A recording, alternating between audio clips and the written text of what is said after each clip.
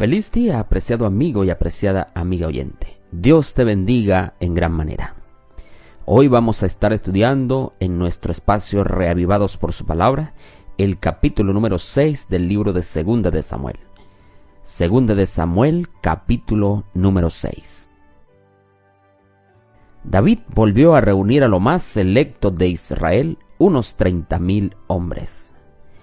Y David se levantó con todos sus hombres y se puso en marcha desde Baalé de Judá para traer el arca de Dios que lleva el nombre del Señor Todopoderoso que habita entre querubines. Pusieron el arca de Dios sobre un carro nuevo y la llevaron de casa de Abinadab, que estaba en el collado.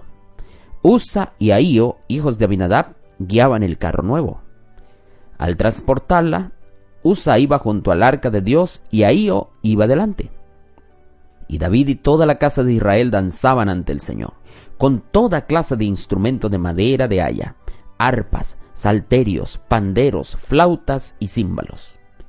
Cuando llegaron a la era de Nacón, Usa extendió la mano al arca de Dios y la sostuvo, porque los bueyes tropezaban. Y el enojo del Señor se encendió contra Usa, y Dios lo hirió por esa irreverencia y cayó muerto junto al arca de Dios. Entonces David se entristeció porque el Señor había herido a Usa, y ese lugar fue llamado Pérez Usa hasta hoy. Aquel día David temió al Señor y dijo: ¿Cómo voy a traer el arca del Señor a mi casa?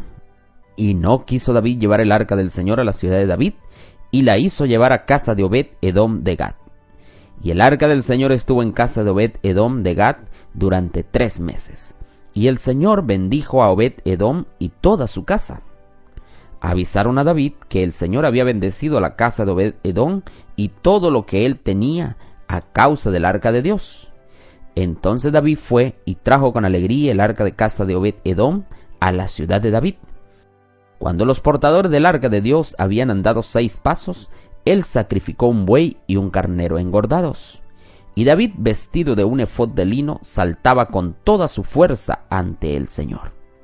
Así David y toda la casa de Israel llevaron el arca del Señor con júbilo y sonido de trompeta. Cuando el arca del Señor llegó a la ciudad de David, Mical, hija de Saúl, mirando desde una ventana, vio al rey David que saltaba con toda su fuerza ante el Señor y lo menospreció en su corazón. Entraron el arca del Señor y la pusieron en una tienda que David había preparado, y sacrificó holocaustos y ofrendas de paz ante el Señor. Cuando David acabó de ofrecer los holocaustos y las ofrendas de paz, bendijo al pueblo en el nombre del Señor Todopoderoso, y repartió a todo el pueblo, a toda la multitud de Israel, así a hombres como a mujeres, a cada uno un bollo de pan, un pastel de dátiles y un pastel de pasas, y todo el pueblo se fue cada uno a su casa. Cuando David volvía para bendecir su casa, Mical salió a recibir a David y le dijo: «¿Cuán honrado ha quedado hoy el rey de Israel, descubriéndose ante las criadas de sus servidores, como si fuera un cualquiera?» Entonces David respondió a Mical: «Fue ante el Señor que me eligió en preferencia a tu padre y a tu casa, para que fuese príncipe sobre el pueblo del Señor, sobre Israel. Por eso danzaré ante el Señor.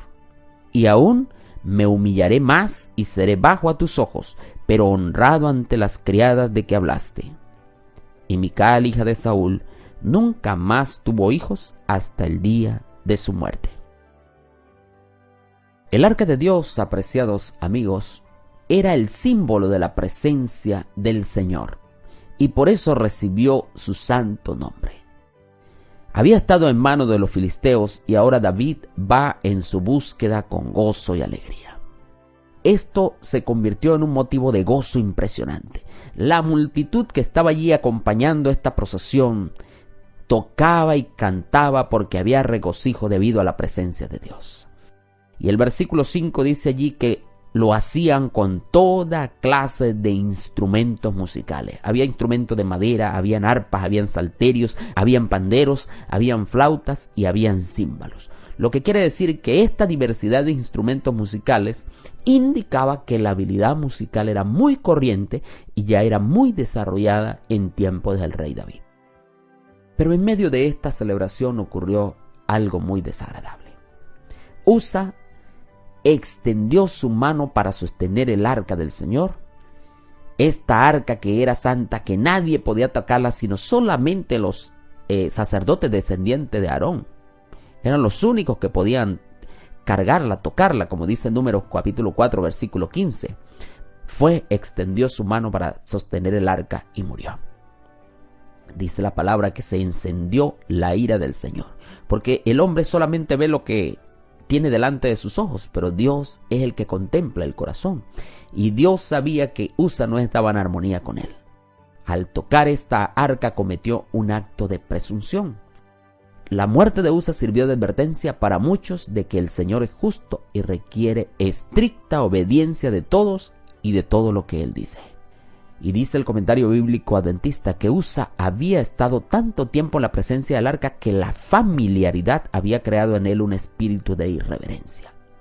Había sido culpable de presunción temeraria e imprudente, y de acuerdo con ella lo había tratado el Señor. David, por su parte, comete un error. En vez de buscar al Señor, en vez de humillarse delante de Dios, David entonces se entristeció porque Usa había muerto. Y lo hace porque quizá él mismo no era de corazón recto. Si él hubiese estado plenamente en paz con Dios, no había tenido ninguna razón para temer y había aceptado completamente la voluntad de Dios. Pero él empezó a buscar faltas en Dios. ¿Por qué Dios castigó a Usa? Por tal motivo, ese día no quiso tener el arca, sino dejó que fuese llevada a otro lugar. Y el libro Patriarcas y Profetas, en la página 765, dice que la nación había estado esperando para ver qué sobrevendría al geteo y a su familia cuando recibieran el arca. Pero lo que dice la palabra es que Dios bendijo a Obed-Edom en todo el tiempo que el arca estuvo allí. Así que cuando dieron la noticia a David que Dios había bendecido a este hombre, dijo: voy a buscar el arca. Y dice la palabra del Señor allí en el versículo 14 que David estaba vestido con un efod de lino y saltaba con toda su fuerza delante del Señor. En otra versión dice: y David danzaba delante de Jehová. Este versículo ha sido tema de mucha discusión y ha sido tema de muchas interpretaciones. David, apreciados hermanos, danzaba delante de Dios. Pero la danza de David fue un acto de solemne y santo gozo. Dice el comentario bíblico adventista que para una persona del cercano oriente de ese entonces, esa era una manera natural de expresarse, aun por extraña que nos parezca a nosotros hoy día. Y allí David expresó su agradecimiento, su alabanza a Dios, honrando y glorificando su santo nombre. Y dice Patriarcas y Profetas, la página 766, que no había nada en la danza de David que pudiera ser comparable con las danzas modernas o que las justifique. Mediante el baile actual común, nadie se acerca a Dios ni recibe la inspiración de pensamientos más puros para llevar una vida santa, sino que al contrario degrada y corrompe, descalifica a la persona para la oración o el estudio de la palabra de Dios y la aparta de la rectitud, induciéndole a francachelas. La moral se corrompe, no solo se malgasta el tiempo, sino que se lo emplea mal y con frecuencia se sacrifica la salud. Por eso ese día David danzaba, por eso ese día David estaba lleno de gozo, aunque Mical, cuando lo vio por la ventana, empezó a menospreciar a David. Dice la palabra que lo menospreció en su corazón y vino a reprocharlo, porque esta mujer estaba llena de resentimiento y estaba dispuesta para encontrar faltas en David, aún en el celo que David tenía por honrar al Señor. David, por su parte, no le gustó lo que Mical le dijo y le hizo saber que ella no tenía razón para emplear palabras cortantes de reproche y que su acusación no iba a aminorarle a él su deseo de cambiar de conducta para alabar y glorificar el nombre del Señor. Él iba a continuar alabando delante de Dios, iba a expresar su gratitud por todo lo que Dios había hecho. Termina la palabra del Señor diciendo, el capítulo: y Mical, hija de Saúl, nunca tuvo hijos hasta el día de su muerte. Así termina este capítulo, apreciado amigo y amiga oyente. Así termina esta historia de este día. Una vez más te ha hablado el pastor Moisés Prieto, pero la palabra es la palabra de Dios.